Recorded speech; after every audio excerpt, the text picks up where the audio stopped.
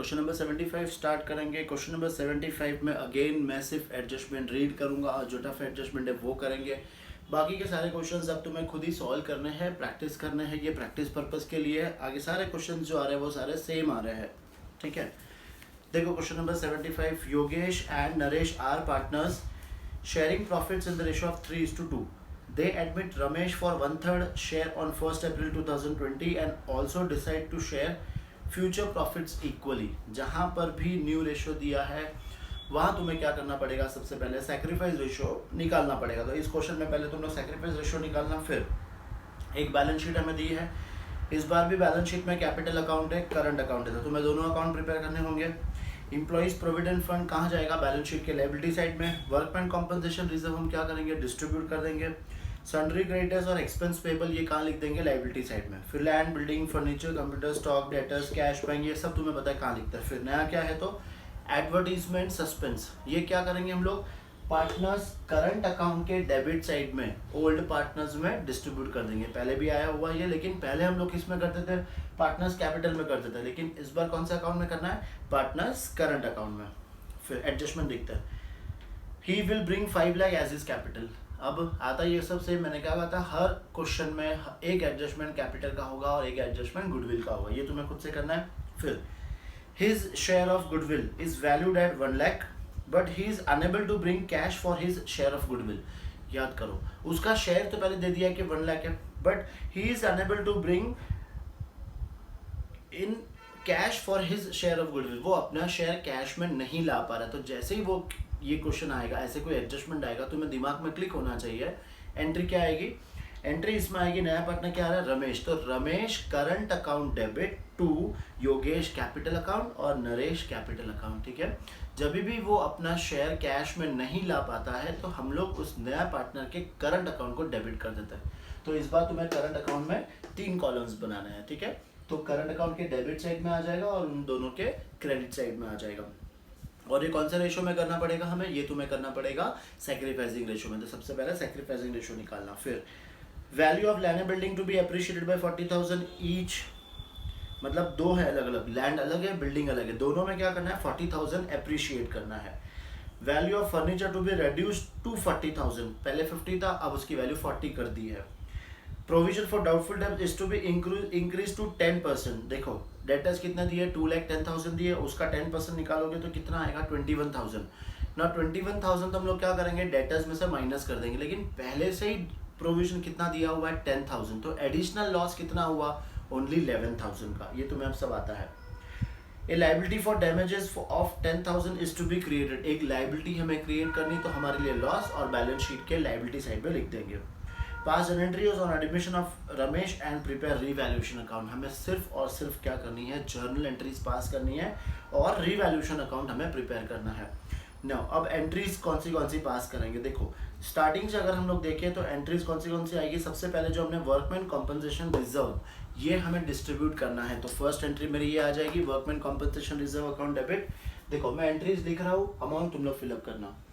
Workman compensation reserve account को हम debit करेंगे और ये किसे डिस्ट्रीब्यूट कर देंगे हम लोग, कहाँ पे करेंगे, करंट अकाउंट में। तो क्या लिखेंगे, टू योगेश करंट अकाउंट और टू नरेश करंट अकाउंट, ठीक है। अमाउंट कौन से रेशियो में डिस्ट्रीब्यूट करेंगे, इसे हम लोग ओल्ड रेशियो में। सेकंड हम लोग ने क्या किया था, एडवर्टीजमेंट सस्पेंस को डिस्ट्रीब्यूट किया था। तो अब करंट अकाउंट क्या हो जाएगा, डेबिट। तो Yogesh current account debit, Naresh current account debit to advertisement suspense account. Again ये भी हमें कौन से रेशियो में करना है, ओल्ड रेशियो में करना है, ठीक है। ये दोनों कर दिया। बैलेंस शीट में से और कोई एडिशनल एंट्री कोई आएगी नहीं, सिर्फ हमें अब क्या क्या करना है ना, एडजस्टमेंट की एंट्रीज पास करती जानी है। First entry, he will bring 5 lakh as is capital. तो कैपिटल ला रहा है तो अपने बिजनेस में कैश या फिर बैंक, क्वेश्चन में बैंक दिया है तो फर्स्ट प्रेफरेंस देंगे बैंक को। तो पैसा आ रहा है बैंक अकाउंट डेबिट और नया पार्टनर कौन है, रमेश। तो ये कौन से किस अकाउंट में लिखेंगे, ये लिखेंगे हम लोग कैपिटल अकाउंट में। जो कैपिटल लाएगा वो हम लोग कैपिटल अकाउंट में करेंगे। फिर fourth, his share of goodwill is valued at 1 lakh but he is unable to bring cash for his share of goodwill. Now यहाँ पे हम लोग एंट्री क्या पास करते हैं, नॉर्मली हम लोग एंट्री पास करते हैं partners, new partners current account debit to partners capital account. But यहाँ पे साथ साथ में कैपिटल के साथ साथ हम लोग कौन सा अकाउंट प्रिपेयर कर रहे हैं, करंट अकाउंट। तो ये पूरी एंट्री हम लोग किस में करेंगे, करंट अकाउंट में करेंगे। तो यहाँ पे अपनी एंट्री क्या आ जाएगी, Ramesh current account debit to Yogesh current account और टू नरेश करंट अकाउंट। ठीक है, और ये हम कौन से रेशो में करेंगे इस बार, ये हमें करना है सैक्रिफाइसिंग रेशो में। बस ठीक है, अब आगे का तो तुम्हें क्या करना है, value of land building is to be appreciated by 40,000 each. हमें लैंड वैल्यू की बिल्डिंग की वैल्यू इंक्रीज करनी है। तो हम क्या करेंगे, लैंड को डेबिट करेंगे, land account debit, building account debit to revaluation account. दोनों की वैल्यू इंक्रीज करनी है हमें 40,000 ईच। तो 40,000 और ये टोटल आ जाएगा 80,000। फिर नेक्स्ट है value of furniture is to be reduce to 40। पहले फर्नीचर की वैल्यू थी 50, अब हो गई है 40। तो 10,000 का लॉस हम क्या करते हैं, रिवैल्यूएशन को डेबिट करेंगे। तो revaluation account debit 10,000 to furniture account 10,000। फिर नेक्स्ट एंट्री, नेक्स्ट क्या है, adjustment provision for doubtful debt is to be increase to 10%। तो 2,10,000 का हम लोग 10% निकालेंगे 21,000। पहले से ही 10,000 ऑलरेडी है, तो एक्स्ट्रा लॉस कितना हुआ हमारा 11,000 का। तो लॉस हुआ है तो रिवैल्यूएशन अकाउंट को डेबिट करेंगे 11,000 और टू कौन सा अकाउंट लिखते हैं हम लोग, प्रोविजन फॉर डाउटफुल डेट्स। ये आ जाएगा अमाउंट 11,000।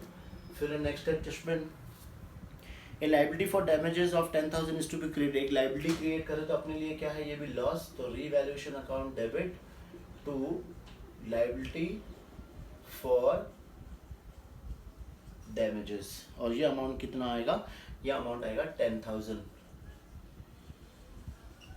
ठीक है, सारी एंट्रीज हमने पास कर ली। अब हमें क्या करना है, सबसे पहले अकाउंट कौन सा क्लोज करेंगे हम लोग, रिवैल्यूएशन अकाउंट। तो एक इसमें क्वेश्चन में बोला भी है कि हमें रिवैल्यूएशन अकाउंट प्रिपेयर करना है। तो रिवैल्यूएशन अकाउंट को हम रफ में नहीं बना सकते, हमें ये फेयर में ही बनाना पड़ेगा। बहुत सिंपल है, जो हमने एंट्रीज पास करी है वो सब इसमें फिर से हमें लिखना है। देखो यहाँ पे एक लाइन और छोड़ देना, 2-3 लाइन, बिकॉज एक एंट्री और आएगा इसके जो प्रॉफिट डिस्ट्रीब्यूट करेंगे। देखो अब रिवैल्यूएशन अकाउंट में कौन सी एंट्रीज आई थी, यहाँ पे हमने क्या किया था, क्रेडिट। तो बाय लैंड अकाउंट और बाय बिल्डिंग अकाउंट। ये अमाउंट कितना था, 40,000 और 40,000। फिर रिवैल्यूएशन डेबिट हुआ था to furniture 10,000। Again revaluation debit हुआ था provision for doubtful debts 11,000। Again revaluation debit हुआ था टू लायबिलिटी फॉर डैमेजेस 10,000। ठीक है, फिर अब इसे हम लोग क्या करेंगे, क्लोज करेंगे इस अकाउंट को ना। ये टोटल है 80,000, यहाँ पे भी टोटल आ जाएगी 80,000। फिर ये टोटल आ रहा है 31,000। तो 80,000 में से हम लोग 31,000 माइनस करेंगे तो बैलेंस बचेगा 49,000। और ये 49,000 को हम लोग कौन से रेशो में डिस्ट्रीब्यूट करेंगे, इनका रेशो था 3:2। तो 49,000 को हम लोग डिस्ट्रीब्यूट करेंगे 3:2 में। तो यहाँ पे हम लोग क्या लिखेंगे, टू पार्टनर्स करंट अकाउंट। और पार्टनर्स करंट अकाउंट में किसका किसका नाम आ जाएगा, योगेश और नरेश। ये डिस्ट्रीब्यूट करके फिर एक एंट्री तुम्हें और पास करनी है, क्या होगी वो entry, revaluation account debit to Yogesh current account to Naresh current account. और फिर ये क्वेश्चन कंप्लीट हो जाएगा। हमें सिर्फ जर्नल एंट्री और क्या प्रिपेयर करना था, रिवैल्यूएशन अकाउंट। ठीक है, चलो समझ में आया, फटाफट कंप्लीट करो, फिर नेक्स्ट क्वेश्चन की तरफ बढ़ते हैं हम लोग। चलो नेक्स्ट क्वेश्चन स्टार्ट करेंगे हम लोग। क्वेश्चन नंबर हमारा होगा 76। पहले एक बार बैलेंस शीट रीड कर ले, क्वेश्चन रीड कर लेते हैं। Following is the balance sheet of X and Y as at 31st March 2020 who are partners in a firm sharing profits and loss in the ratio of 3:2 respectively। Creditors दिया है, general reserve दिया है, capital और current account भी दिया है, cash at bank, debtors पे, ठीक है सब ऐसे ना। गुडविल नया आ रहा है, तो गुडविल हम लोग क्या करेंगे, कौन सा अकाउंट में लिखेंगे, करंट अकाउंट में यहाँ पे डिस्ट्रीब्यूट कर देंगे। फिर जनरल रिजर्व भी दिया है, तो जनरल रिजर्व भी हम लोग कहाँ डिस्ट्रीब्यूट करेंगे, हमारे करंट अकाउंट में।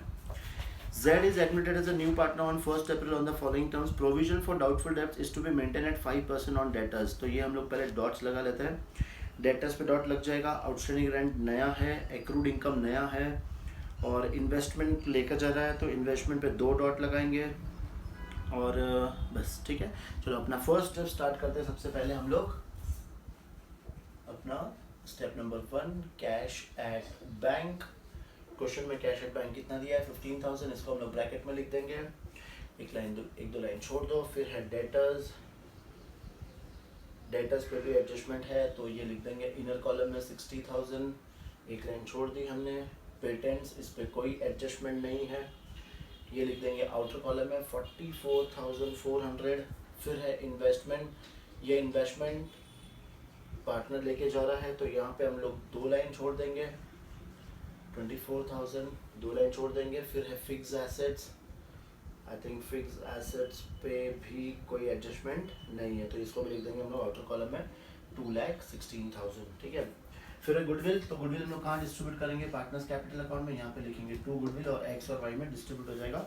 इनका रेशो क्या है, इनका रेशो है तो 3:2, तो 30,000 को हम 3:2 में डिवाइड करेंगे तो 5 6 6 3 18,000 यहाँ पे और यहाँ पे आ जाएगा 12,000, ठीक है। अब आते हैं लाइबिलिटी साइड। सबसे फर्स्ट इस बार दिया है क्रेडिटर्स, तो यहाँ पे हम लोग बैलेंस शीट में भी यही करेंगे, लिखेंगे क्रेडिटर्स 45,000। क्रेडिटर्स हमने लिख दिया, जनरल रिजर्व हमें यहाँ पे डिस्ट्रीब्यूट करना है। उसके पहले हम लोग क्या लिख देंगे, कैपिटल और करंट अकाउंट का बैलेंस। कैपिटल का बैलेंस है 1,80,000 एक्स और वाई में 90,000, इसमें कुछ भी नहीं है। और करंट अकाउंट में यहाँ पे लिख देंगे balance by balance brought down, इसमें है 30,000 और इसमें है 6,000, ये बैलेंसेस हमने लिख दिया। चलो अब एक एक एडजस्टमेंट स्टार्ट करेंगे। फर्स्ट एडजस्टमेंट है Z is admitted as a new partner on 1st April on the following terms. Provision for doubtful debts is to be maintain at 5% on debtors, तो हमें ये प्रोविजन यहाँ पे निकालेंगे, less provision for doubtful debts at the rate of 5%। तो इसका 5% कितना आएगा 3,000, आउटर कॉलम में माइनस करके हम लोग लिख देंगे 57,000, ठीक है ना। अब बैलेंस शीट में पहले से ही देखो प्रोविजन कितना दिया है 2,400 और अभी कितना आया है 3,000, तो लॉस अपने को सिर्फ कितना हुआ है ओनली 600 का। तो यहाँ पे जो अमाउंट हम लिखेंगे वो कितना लिखेंगे 600। आउटस्टैंडिंग रेंट पेएबल वाज 15,000, अब यहाँ पे कोई लाइबिलिटी नहीं है तो हमें एडिशनल एक लाइबिलिटी क्रिएट करनी है। तो आउटस्टैंडिंग रेंट कितनी क्रिएट कर रहे हैं हम लोग 15,000, बुक्स में एक लाइबिलिटी आ रही है तो अपने लिए क्या है ये लॉस, तो आउटस्टैंडिंग रेंट ये अमाउंट हम लिख देंगे यहाँ पे 15,000। फिर है an accrued income of 4,500 does not appear in the books of the firm, it is now to be recorded in accrued income which is not recorded in books of the firm, मतलब अपने books में एक income आ रही है। तो सबसे पहले हम लोग इनकम को कहाँ लिखेंगे, एसेट में accrued income, ये है 4,500, तो एसेट आ रहा है अपने बुक्स में तो ये अपने लिए प्रॉफिट, तो by accrued income, by accrued income amount कितना आ रहा है 4,500। फिर X takes over investment at an agreed value of 18,000, ठीक है। 2 लाइन क्यों छोड़ा था, बिकॉज देखो इन्वेस्टमेंट कितने का है 24,000, ये लेके कितने में जा रहा है 18,000। तो सबसे पहले फर्म को क्या हो रहा है लॉस, कितने का लॉस हो रहा है 6,000 का, 6,000 का लॉस। अब आगे 18,000 और ये कौन लेके जा रहा है अब X, तो यहाँ पे लिख देंगे X 18,000, आउटर कॉलम इसकी वैल्यू क्या आ जाएगी 0। नाउ अब लॉस का हमें इफेक्ट देना है कहाँ पे रीवैल्यूएशन में, तो टू इन्वेस्टमेंट, यहाँ पे हमें 6,000 का लॉस हुआ था और जो X लेके जा रहा है वो कहाँ लिखेंगे, उसके करंट अकाउंट में लिखेंगे, टू इन्वेस्टमेंट X के अकाउंट में लिख देंगे, कितने में लेके जा रहा है वो 18,000 में, ये आ गया उसके एंट्री, ठीक है। New profit sharing ratio of the partners will be 4:3:2। ना ये न्यू प्रॉफिट शेयरिंग रेशियो क्यों दिया, बिकॉज तुम्हें क्या निकालना पड़ेगा, सैक्रिफाइसिंग रेशियो निकालना पड़ेगा, ठीक है। Z will bring 60,000 as is capital by cheque, Z 60,000 capital आ रहा है तो यहाँ पे प्लस कर दो 60,000 और उसके कैपिटल अकाउंट में यहाँ पे लिख दो बाय बैंक अकाउंट, यह आ गया 60,000, ठीक है, ये एंट्री हो गई। फिर इसके बाद Z is to pay an equal amount to his share in firm's goodwill, valued at twice the average profit of the last 3 years ended 31st March 2020, 19 and 18, which were 90, 78 and 75,000 respectively. Z is to pay an equal amount equal to his share in the firm's goodwill. तो पहले हमें क्या निकालना पड़ेगा, firm का goodwill लेना पड़ेगा। तो उसमें फर्स्ट स्टेप अभी क्या है, पहले एवरेज प्रॉफिट। ना एवरेज प्रॉफिट कैसे निकालेंगे, 90,000 प्लस 78,000 प्लस 75,000। अब इसको डिवाइड बाई 3। ना ये टोटल करो एक बार फटाफट, 0 0 0 8 5 13 3 और एक 1 8 15 15 और ये 24 243 डिवाइड बाई 3। तो ये आ गया 81,000। ये तो आ गया हमारा एवरेज प्रॉफिट। अब क्या निकालेंगे, गुडविल। गुडविल क्या बोला है, ट्वाइस। तो 81,000 इंटू 2, तो ये आ जाएगा 1,62,000। ये जो आया वो गुडविल ऑफ द फर्म है। अब इसमें से हम लोग किसका शेयर निकालेंगे, जेड्स शेयर। जेड का शेयर कितना होगा, जेड का शेयर है, रेशो हम लोग कितना दे रहे हैं, न्यू रेशो दिया है 2/9 इंटू 1,62,000। तो ये सॉल्व करो, ये 9 1 जा 9, कितना कैरी होगा 7 72 9 8 जा 72 18 2 जा आ जाएगा 36,000। ये आ गया जेड का share. Now Z is to pay an equal amount of his share, मतलब वो कैश में लेकर आ रहा है। तो ये 36,000 हम सबसे पहले क्या करेंगे, कैश में प्लस कर देंगे 36,000 और ये डिस्ट्रीब्यूट करेंगे हम लोग इसके करंट अकाउंट में। पर अब ये जो डिस्ट्रीब्यूट करना है वो हमें कौन से रेशो में करना है, सैक्रिफाइसिंग रेशो। तो चलो फटाफट हम लोग यहाँ पे सैक्रिफाइसिंग रेशो भी निकाल लेते हैं। सबसे पहले निकालेंगे एक्स का ओल्ड रेशो है 3/5 माइनस न्यू रेशो है 4/9। सॉल्व करते हैं, 9 3 27 20/45, ये आ गया 7/45। फिर y का निकाल लेंगे 2/5 माइनस 3/9, 9 2 18 माइनस 15/45, ये आ गया 3/45। देयरफॉर सैक्रिफाइसिंग रेशो इनका क्या आया है, 7:3। तो ये 36,000 को अब हम लोग क्या करेंगे, यहाँ पे 7:3 में डिस्ट्रीब्यूट कर देंगे। चलो 36,000 को 7:3 में डिस्ट्रीब्यूट करेंगे तो यहाँ पे हम लोग क्या लिखेंगे, फिलहाल पहले बाई प्रीमियम फॉर गुडविल। तो डिवाइड बाई 10 से करेंगे तो फिर इंटू 7, तो 0 0 7 6 42 और एक 4 7 21 25। तो ये इसका अमाउंट आ गया 25,200। अब उसको भी मल्टीप्लाई कर लेंगे, 0 0 3 6 18 8 और एक 1 3 6 9 और एक 10, तो ये आ गया 10,800। ये डिस्ट्रीब्यूट कर दिया हम लोग ने गुडविल को। फिर नेक्स्ट एडजस्टमेंट है, half of the amount of goodwill is to be withdrawn by X and Y. इसका हाफ वो लोग क्या कर रहे हैं, विड्रॉ कर रहे हैं। तो पहले क्या करना है, देखो 36,000 हम लोग ने यहाँ पे ऐड किया था।